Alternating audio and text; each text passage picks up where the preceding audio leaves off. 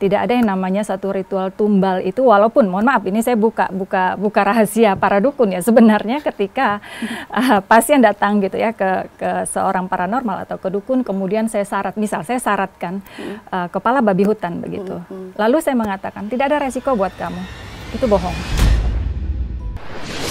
Ya kalau melihat hal-hal itu beberapa kali ya, kayak kalau di lokasi ya memang hal kesurupan gitu tuh cukup sering terjadi.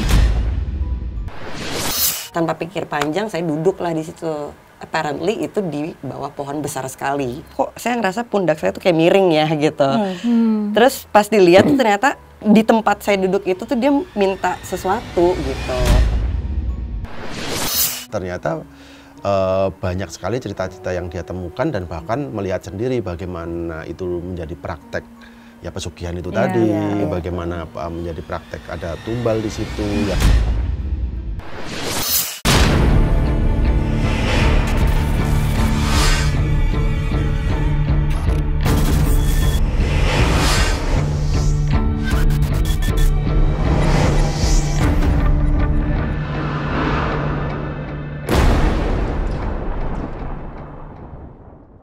Salam ganjil misteri untuk penikmat ganjil.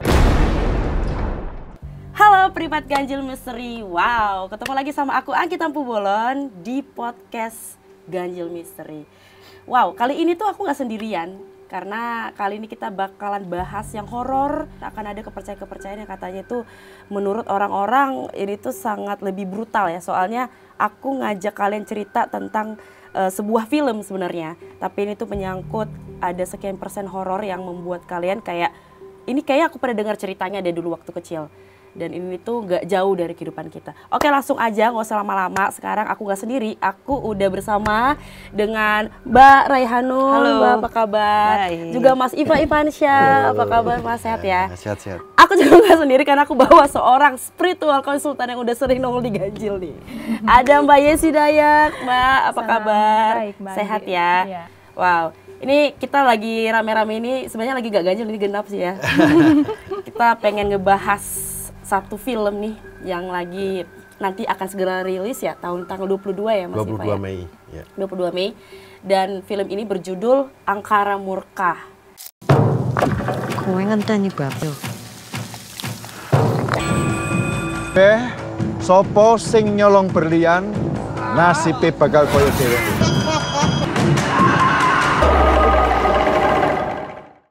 Mungkin kita akan langsung aja ya ngebahas tuh kira-kira apa sih Angkara Murka ini, ceritanya tentang apa gitu, mungkin bisa di-spill gitu. Ya, Angkara Murka ini cerita yang terjadi di sebuah areanya pertambangan pasir gitu ya, di sebuah lereng gunung.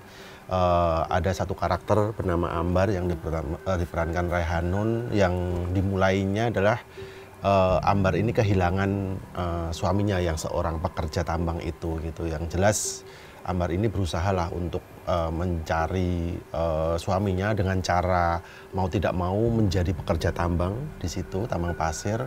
Tapi justru yang maksudnya di awal itu mencari suaminya ternyata banyak banget yang diungkap di area tambangan itu gitu. Ada pemilik tambang yang sangat rakus, tamak, tidak adil gitu, yang ternyata malam harinya pertambangan pasir itu di baliknya dia melakukan pertambangan berlian gitu, karena dia lagi ada apa ya, lagi haus kekuasaan gitu ya, ingin menjadi kepala daerah gitu. Dia benar-benar kayak menumbalkan, dia memang memelihara sesuatu yang akhirnya ya dia menghalalkan segala cara gitu untuk di saat itu membutuhkan dana yang lebih banyak gitu. Nah dari situ kemudian Ambar membongkar dan ya, situasinya menjadi menjadi brutal, kacau. Iya, kacau sekali. Ya.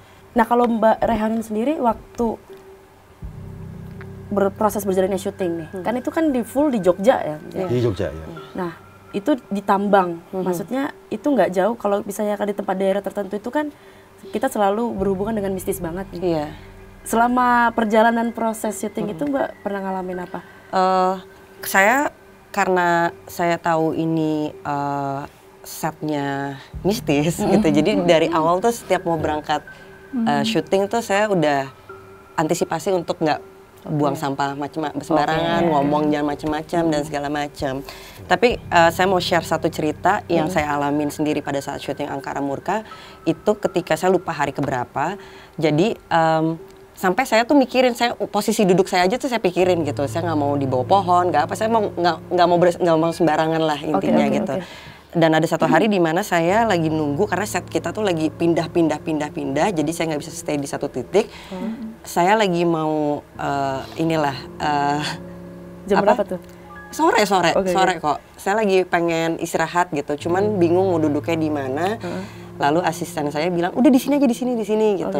Tanpa pikir panjang, saya duduk lah di situ. Apparently itu di bawah pohon besar sekali. Terus pas saya nggak mikir panjang karena saya lagi toh juga akan pindah lagi nanti setnya gitu. Jadi pas saya lagi duduk, terus udah syuting berjalan sampai saya mau pulang ke Jakarta di airport tuh saya bilang ke teman saya, kok saya ngerasa pundak saya tuh kayak miring ya gitu. Terus pas dilihat tuh ternyata di tempat saya duduk itu tuh dia minta sesuatu gitu. Taruh aja duit kayak koin 500 perak atau apa gitu sebagai ya sebenarnya mungkin sayanya lupa permisi gitu. Jadi padahal saya sudah sehati-hati itu aja masih ada keceplosan. Saya duduk nggak permisi aja ada sesuatu gitu. Jadi memang saya percaya bahwa memang kita hidupnya berdampingan gitu. Niatnya pun kita untuk syuting, untuk bekerja itu pun kan juga harus tetap hati-hati gitu. Nah, mendalami karakter itu kan gak gampang ya. Maksudnya belum lagi kita capek syuting dan lain-lain, tekanan waktu segala macam. Belum lagi kita mendalami karakter kita. Itu kan berpengaruh ya sama tempat dan waktu gitu. Gimana cara Mbak ini? Maksudnya maintain itu gimana? Lebih ke pokoknya saya dari awal dari saya bangun mau berangkat ke lokasi itu saya udah prepare semuanya lah untuk harus aware-nya kan kita harus saya tuh pokoknya ingat nggak boleh ya pokoknya yang disediakan tempatnya untuk buang air kecil ya di situ gitu ya hormatin aja tempat dan ininya dan kebetulan karena memang walaupun saya satu-satunya perempuan di sini tapi memang cara kerjanya itu juga yang membuat saya jadi nyaman gitu jadi kepada teknis masuk ke karakternya segala macam itu bukan sesuatu hal yang sulit buat saya tapi memang justru saya jadi lebih menghargai setnya gitu loh auranya vibesnya pola pattern kerjanya itu yang gak menyulitkan buat saya gitu. Kalau dengar atau ngelihat itu pernah nggak Mbak? Ya itu sih saya sendiri malah yang ditempelin. Tapi nggak Mbak ngerasakan itu kayak ada yang miring. Tapi waktu pernah ini nggak dibisikin atau kayak digangguin secara yang gimana gitu? Mungkin karena yang dari dunia lainnya itu tahu bahwa niatnya saya adalah baik bekerja. Mungkin saya jadi nggak terlalu dibrutalin. Iya betul. Tapi kalau misalkan dari yang lain mungkin ada pengalaman lainnya ada gitu. Kenapa ada yang kita lagi syuting di tambang pasirnya gitu di set yang menjadi tambang pasir salah satu talent koordinatornya itu tuh dia bawa batu dari situ terus besoknya kita udah nggak di situ lagi setnya. Nah karena dia bawa batu dari situ ngambil barang istilahnya kan padahal cuma batu menurut kita batu biasa gitu tapi kan kita nggak pernah tahu bahwa yang di alam sana juga mikirnya ya lu udah ngambil sesuatu di sini gitu langsung pingsan kemasukan gitu. Waduh, banyak banget. Ini kalau misalnya kan kalau lokasi syuting itu kan walaupun berpengaruh, cuman kan Mbak Yas tempat-tempat kayak gini tuh orang awam lah. Misalnya katanya ngambil batu, hal-hal kayak gitu tuh ternyata menurut orang sederhana ternyata enggak ya, maksudnya justru itu ganggu kita ternyata. Iya Mbak Anggi, memang gini. Di setiap daerah ya, semua sih ya sebenarnya, mau di kota, di desa, sebenarnya kita kan hidup berdampingan betul tadi Mbak ya. Jadi hanya dimensinya saja yang berbeda gitu. Mungkin orang awam tidak bisa melihat, hanya di mata-mata orang-orang tertentu kan yang bisa melihat gitu keberadaan mereka. Jadi di sinilah penting yang kalau bahasa Indonesia itu unggah-ungguh gitu ya. Jadi ketika kita berada dimanapun, apalagi di setting lokasi yang memang di situ alam terbuka dan banyak juga entitas lain pastinya, kemudian ada pohon besar dan sebagainya. Di mana-mana memang kita harus pamit gitu. Ketika kita mengambil sesuatu juga memang misal seperti di setting lokasi itu kan memang kalau saya juga bisa merasakan auranya ya dari Mbak Rehanun dengan Mas ini kan masih berasa sekali gitu sampai sekarang ini gitu ya. Nah di situ kan memang banyak sekali sama seperti manusia, ada yang baik, ada yang usil, gitu. Jadi ketika yang usil seperti yang kasus Mbak Raihanun ini kan sampai ketempelan, gitu kan, dia untuk sebenarnya pengen menyampaikan, saya ada loh, gitu, ya, boleh kenalan nggak, gitu kan, sebenarnya, gitu. Cuma kan yang dirasakan oleh vibrasi manusia ini kan jadi kayak berat di pundak, kemudian itu tadi ketika dia tidak mampu, gitu, energinya bertabrakan begitu ya, maka dia akan pingsan atau kesurupan yang lebih fatalnya. Oke. Itu Mbak Anggi. Oke. Nah, ini menarik, cukup menarik. Mungkin Mbak Yesi bisa jelasin nggak, Mbak? Kita mungkin bisa spill nih ilmu, mungkin ada bahasanya itu lebih ke, kita kan butuh namanya teori atau yang membuktikan, ada nggak sih spiritual mengenai angkara murka ini sendiri itu tuh apa gitu? Ada Mbak Anggi. Pertama mungkin di sini saya mau mengulas dari bahasa Angkara ya. Angkara yang saya pahami di sini adalah dari bahasa Sangsekerta.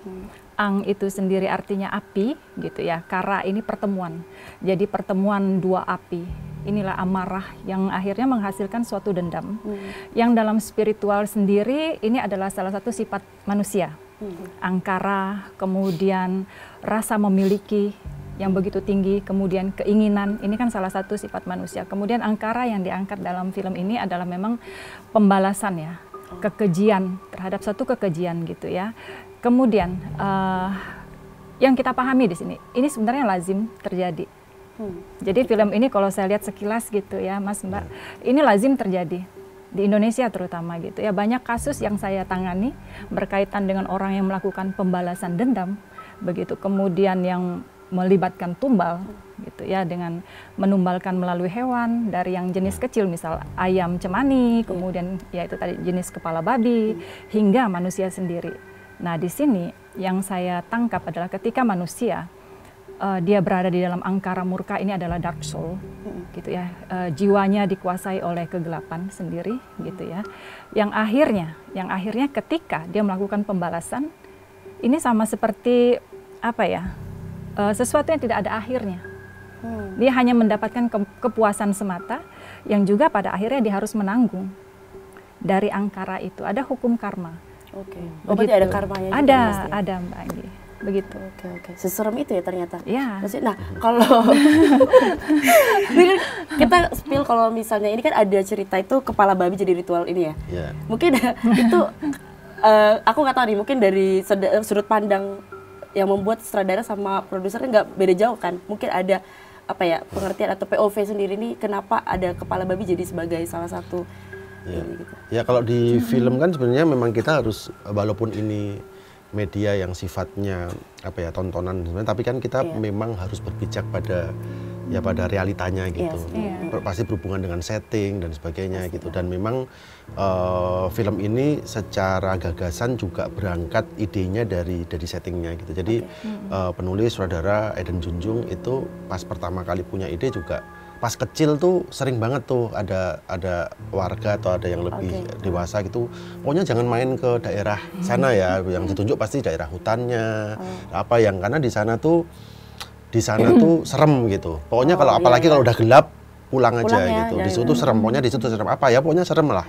Nggak usah ke situ gitu. Nah, dari situ kan kemudian sampai besar itu yang ketanam ya. Maksudnya ketanam apa ya yang dulu dibilang serem tuh apa ya? Dan semakin kita sebagai manusia itu kan harus punya jawaban gitu. Kalau enggak ya pas kecil mungkin ya udah deh ngikut aja, tapi pas gede ya ternyata banyak sekali cerita-cerita yang dia temukan dan bahkan melihat sendiri bagaimana itu menjadi praktek ya pesugihan itu tadi, bagaimana menjadi praktek ada tumbal di situ yang dari itu benar dari hewan yang sifatnya ayam, sampai ya kalau ngelihat setting daerah itu memang babi hutan itu yang paling bisa dibilang yang tumbal yang paling kelas atas gitu, paling besar, paling besar gitu, karena ya dari ayam apa segala macam gitu. Nah itu yang tapi kan yang namanya sifat manusia ada kerakusan yang nggak akan ya pokoknya apapun yang nah itu di film ini sebenarnya membahas tentang karakter itu gitu. Dan jadi kalau balik ke filmnya sendiri, pemilihan itu ya di tempat-tempat seperti itu pasti ada orang yang apa ya yang paham gitu, bisa dibilang apa sih kuncennya ya kalau gitu misalnya gitu, yang tahu gitu, yang bahwa di sini tuh biasanya seperti ini.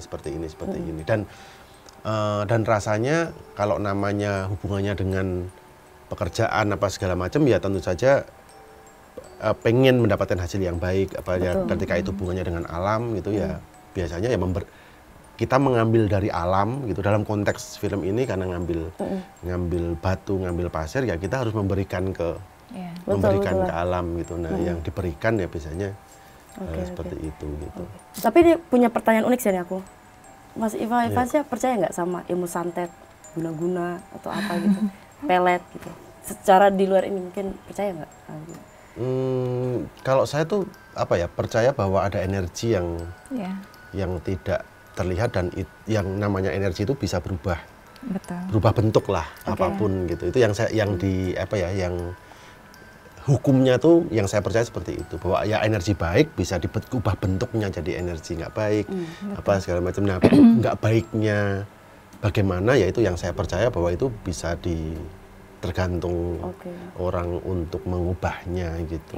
Jadi memang sebagai manusia jadi mikirnya ya udah saya yang penting kasih energi yang baik aja. Toh saya juga percaya kalau ada energi yang tidak baik datang tapi energi baik saya menang gitu istilahnya gitu ya harusnya menang tuh energi yang lebih besar gitu kayak ya itu saja yang saya percaya gitu.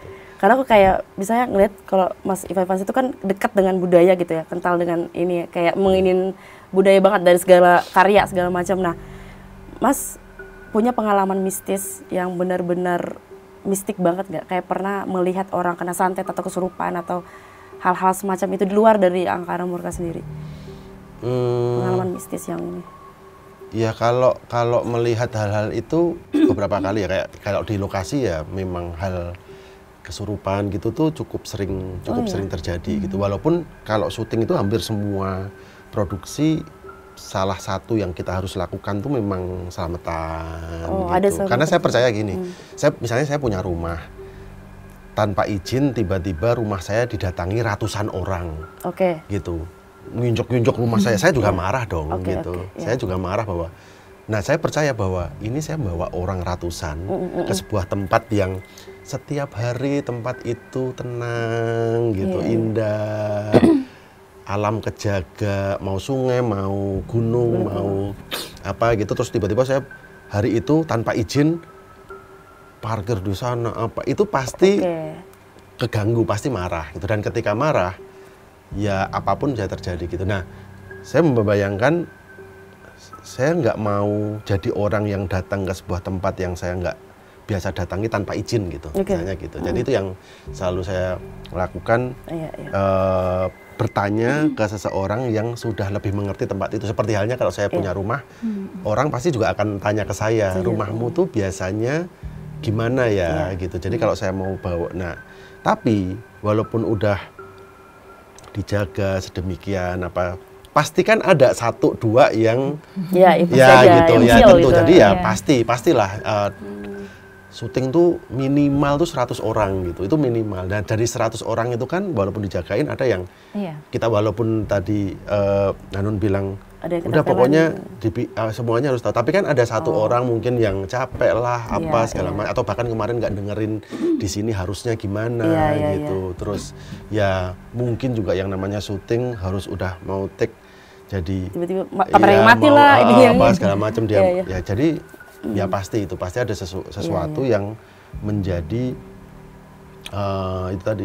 Jadi beberapa kali sih kayak misalnya misalnya kesurupan gitu. Nah, cuman dalam konteks seperti itu, walaupun di setiap lokasi kita sudah punya seseorang yang nanti kalau misalnya ini kejadian ini, tapi biasanya dari ratusan orang itu ada yang pasti energinya ketemu tuh justru untuk melakukan itu, karena ternyata kayak gitu apa ya Mbak, mungkin kayak jodoh-jodohan atau gimana frekuensi yang udah kita siapin ini, tapi ternyata yang bisa ngeluarin malah yang lain yang ternyata awam gitu, tapi dia yang ditunjuk gitu misalnya, terus dia yang malah ngeluarin karena ternyata energinya yang ya kayak gitu-gitu tuh beberapa kali gitu. Dan saya harus percaya karena ya itu terjadi dan saya orang yang paling bertanggung jawab atas itu gitu, ya gimana gitu sih. Jadi ya percaya gitu. Percaya ya. Tapi kalau misalnya Mbak Hanun percaya dengan ilmu santet, pelet gitu-gitu? Percaya. Percaya ya? Saya percaya bahwa segala sesuatu tuh berdampingan gitu memang. Baik, buruk, dimensi lain gitu tuh berdampingan tuh saya percaya akan hal itu. Tapi bentuknya itu ada yang saya nggak cukup tahu banyak tentang istilah-istilah santet dan segala macam. Cuman ada yang bentuknya lari ke sana ya saya percaya gitu. Kalau pesugihan? Mungkin orang kaya percaya gitu. Ada yang punya kepentingan gitu karena di film Angkara Murka ini kan juga tentang orang yang punya kepentingan ternyata bisa melakukan ritual-ritual yang kita tuh nggak kepikiran sampai sana gitu, tapi ternyata ada gitu yang melakukan hal itu gitu. Jadi karena saya bermain di Angkara Murka melihat itu secara langsung, walaupun mungkin pesugihan itu lebih pada mengarah mau menyalonkan diri jadi kepala daerah, ya mungkin gitu. Gitu. Kalau pengalaman mistis Mbak Rehanun nih, maksudnya di luar dari Angkara Murka mungkin dari kecil punya pengalaman atau hal-hal yang mendekati itu nggak? Kayak misalnya bisa ngelihat atau mendengar atau apa gitu. Kenapa saya percaya kita hidup berdampingan itu mungkin karena ada kurang dan lebihnya saya hidup di energi yang di situ gitu.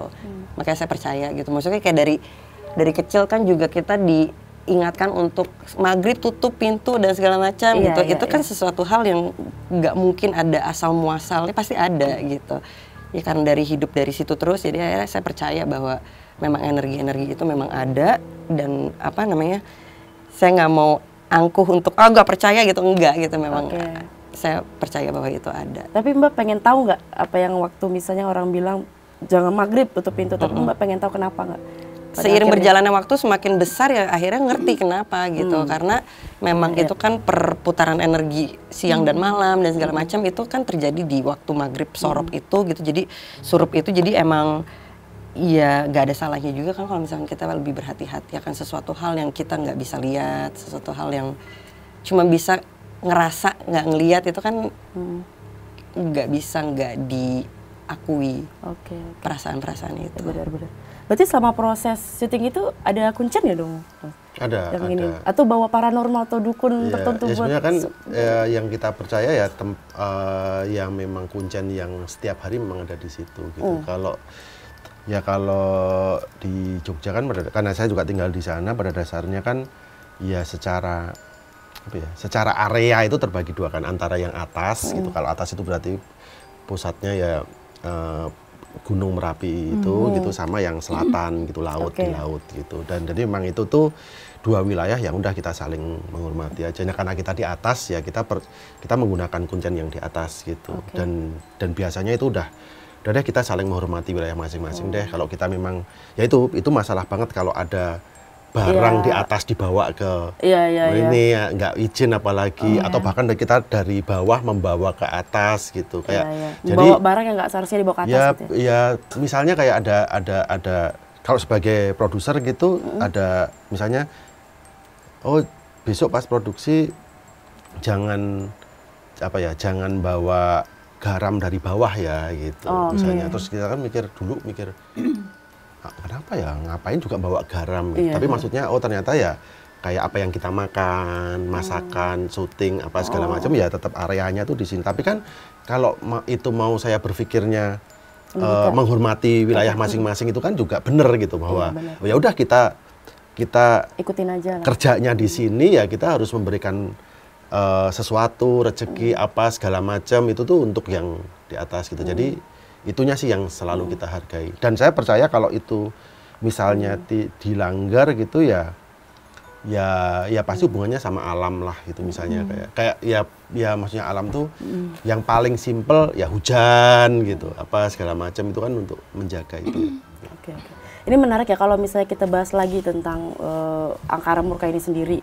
Itu nggak jauh-jauh dari yang kayak pesugihan juga, kayak tumbal itu tuh sendiri berperan penting kan di sini. Mungkin secara spiritual gini ya, kita pengen tahu deh ilmu apa ya tumbal ini tuh sebenarnya apa sih Mbak? Maksudnya kita bisa nonton dari film kan justru dari riset dan segala macam gitu. Nah, kalau kita langsung tanya nih sama spiritual konsultan, Mbak punya ilmu yang bisa spill ke kita nggak gitu?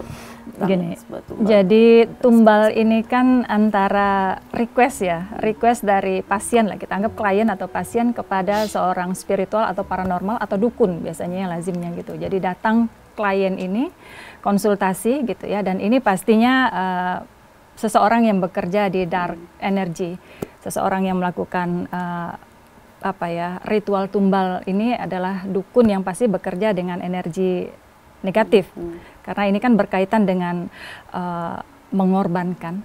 Ada tumbal berarti ada, kemudian nanti akan ada bayaran. Tidak ada yang namanya satu ritual tumbal itu, walaupun mohon maaf ini saya buka rahasia para dukun ya, sebenarnya ketika pasien datang gitu ya ke seorang paranormal atau ke dukun, kemudian saya syaratkan kepala babi hutan begitu, lalu saya mengatakan tidak ada resiko buat kamu, itu bohong. Sebenarnya ada risiko? Ada. Apa? Entah itu kepada si orang ini langsung atau di keturunan dia di kemudian hari. Inilah yang disebut karma ya. Karena apa? Karena apa? Walaupun sudah ada tumbal ini fungsinya hanya untuk menarik apa yang dia inginkan. Seperti dalam film ini kan jabatan, gitu ya. Ada kekuasaan, ada kekayaan, bahkan yang pengen dia raih dengan cara angkara. Dengan cara negatif gitu ya. Lalu dia membayar, apa yang dia bayarkan? Dia menggunakan tumbal ini. Selebihnya hidup ini adalah karma ya. Karma ini apa yang kita lakukan baik maka akan kembali kepada kita baik. Apa yang kita lakukan dengan buruk akan kembali lagi buruk. Nah, dia hanya membeli untuk mendapatkan kekayaan dengan cara negatif tadi. Di kemudian hari itu akan kembali. Dalam hukum semesta juga kita tahu yang namanya gitu. Everything is energy gitu kan. Dari energi juga kita tahu ketika kita melakukan mengirim sinyal energi negatif ke semesta, maka akan kembali lagi feedback ke kita negatif. Entah itu cepat atau lambat gitu. Nah, dalam ritual sendiri besar kecilnya tumbal ini tergantung. Apakah, mohon maaf di sini, tumbal ini apakah dia menginginkan menghabisi, menghabisi seseorang secara ya kehidupannya begitu ya, atau dia menginginkan suatu jabatan kedudukan, pesugihan jatuhnya gitu. Nah, di sini tergantung besar kecilnya. Bisa juga dampaknya ini, mohon maaf, bisa sampai ke beberapa keturunan berikutnya. Dan ini memang mungkin para dukun, para paranormal tidak akan membuka kepada klien karena mereka benar gitu. Nah, kalau kayak gitu ada adegan-adegan kayak gitu gimana? Maksudnya kayak itu kan jadi resiko loh, maksudnya kalau apalagi di tempat orang. Izinnya itu kayak gimana sih kalau misalnya? Ya itu juga sebenarnya yang makanya menariknya menonton film ini nanti tentang pas sudah hari karena itu yang juga sedikit banyak kita singgung gitu, bahwa tumbal yang diserahkan, tumbal yang diminta apa segala macam itu akan kembali, itu tadi benar-benar akan di film ini juga akan diceritakan seperti itu gitu, bahwa tapi balik lagi ya bahwa justru itu yang pengen kita sampaikan gitu, bahwa kalau kamu menggunakan cara ini gitu, akan kembali lagi itu resikonya akan seperti itu gitu. Kalau kalian syuting di situ kalian juga harus minum hajat gitu, gak gitu juga ya? Kalau kita itu kalau sampai kita syuting di situ itu berarti memang kita juga harus memberikan sesuatu yang baik di situ. Itu tadi contohnya misalnya gini. Ya kalau di situ kan kita menggunakan itu berarti kita banyak sekali yang terkena dampak. Betul. Kita harus misalnya misalnya kayak kita kalau contoh yang paling real gitu, misalnya kayak kita ada transportasi di situ yang harus pakai jeep ke lokasi, dan di situ memang banyak usaha orang-orang situ yang di situ kan sebenarnya tempat wisata juga gitu ya, atau misalnya makan gitu, makanan juga menggunakan daerah situ gitu. Nah, itu kan memberikan lagi sesuatu yang positif gitu. Maksudnya hajat ini tuh dikembalikan lagi ke situ. Aku kira kalian bakalan tim produksi syuting kasih sesajen ritual gitu, ada kayak gitu nggak sih? Ritual ya khusus? Malamnya kita adakan acara gitu, ada ritual gitu. Oh, kalau di sini ya kalau di bagaimanapun kan sekarang yang cukup kental agama ya di situ. Jadi di dua lokasi kita kan pakai dua lokasi berbeda. Satunya ada hutan yang kita pakai, lokasi yang daerahnya udah berbeda, satunya yang di gunung itu. Ya kita Hamin berapa ya, Hamin 2 kalau nggak salah itu. Ya tim lokasi membuat acara bareng warga di situ. Oke. Yang di hutan itu, Mas? Ya, yang di hutan udah 2 kali di hutan Udah 2 kali ya? Iya. Keren. Berarti itu semuanya ditambang, terus di mana aja lokasinya? Jadi lokasi utamanya kalau pertambangan yang pasir itu ada beberapa titik tapi areanya sama. Oke. Nah, satunya yang saya tadi bilang area yang berbeda itu ada di hutan di daerah udah masuk kabupatennya Gunung Kidul di.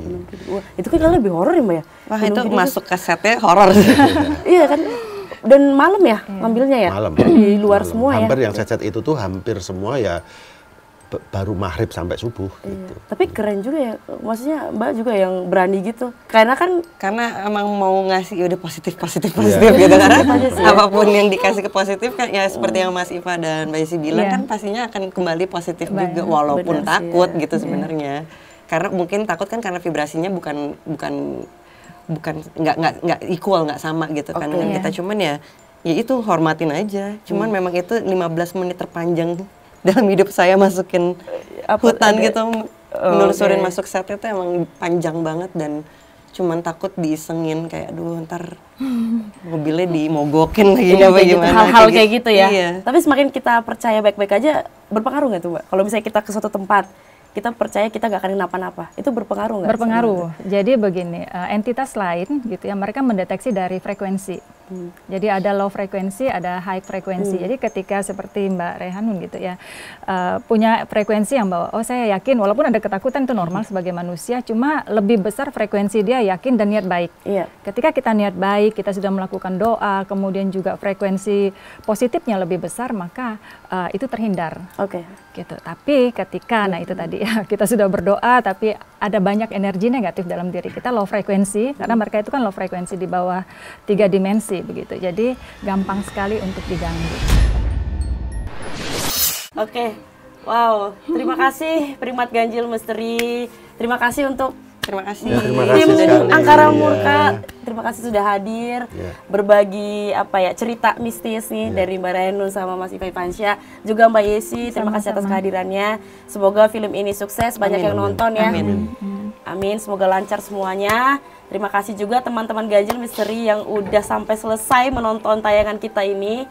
Jangan lupa saksikan terus episode kita selanjutnya karena besok-besok ya kita banyak penelusuran nih. Jadi kalian harus tetap ikutin dan mungkin bisa request di kolom komentar di YouTube pengen penelusuran kemana sama teman-teman Ganjil Misteri.